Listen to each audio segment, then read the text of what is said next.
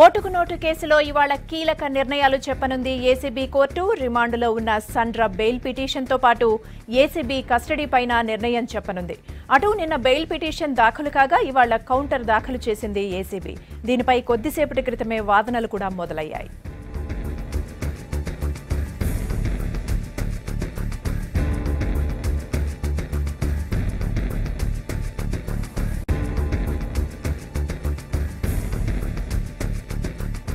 మొత్తం మీద ఓటుకు నోటు కేసులో ఇవాళ కీలక నిర్ణయాలు చెప్పనుంది ఏసీబీ కోర్టు. రిమాండ్లో ఉన్న సండ్ర బెయిల్ పిటిషన్తో పాటు ఏసీబీ కస్టడీ పైన కూడా నిర్ణయం చెప్పనుంది.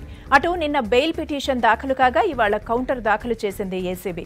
దీనిపై కొద్దిసేపటి క్రితమే వాదనలు కూడా మొదలయ్యాయి. ఇందుకు సంబంధించి మరిన్ని డీటెయిల్స్ సంపత్ని అడిగి తెలుసుకుందాం. సంపత్, వాదనలు ఎలా జరుగుతున్నాయి? ఇరుపక్షాలు ఏమంటున్నాయి?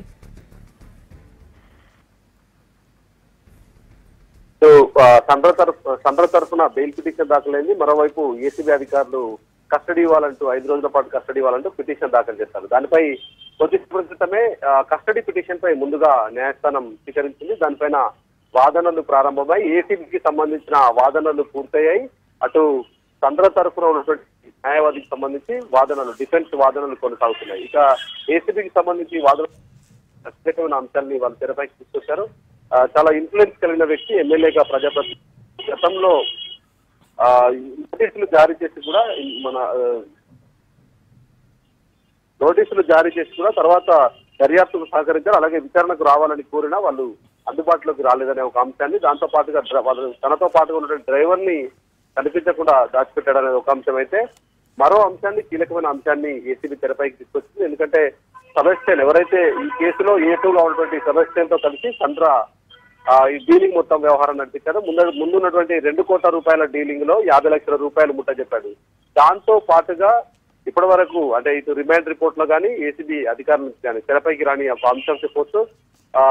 చాలా మంది అంటే అధికార పార్టీలో చాలా మంది ఎమ్మెల్యేలకు, మరికొంతమంది ఎమ్మెల్యేలతో సంప్రదింపులు జరపడం, వాళ్లకు అడ్వాన్స్ గా డబ్బు ముట్ట చెప్పినటువంటి వ్యవహారం పైన కూడా తమకు అనుమానాలు ఉన్నాయి.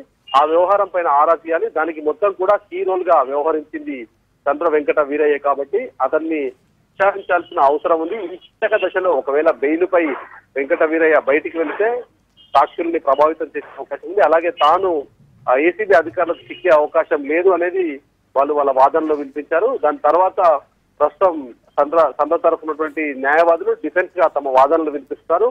వాదనలు ముగిసిన తర్వాత కస్టడీపై ఏసీబీ కోర్టు తమ జడ్జిమెంట్ చెప్తుంది. దాంతో పాటుగా బెయిల్ పిటిషన్ పైన కూడా తమ ఆర్గ్యుమెంట్స్ పైన ఏసీబీ తన నిర్ణయాన్ని చెప్పే అవకాశం ఉంది. Right, thank you Sampath.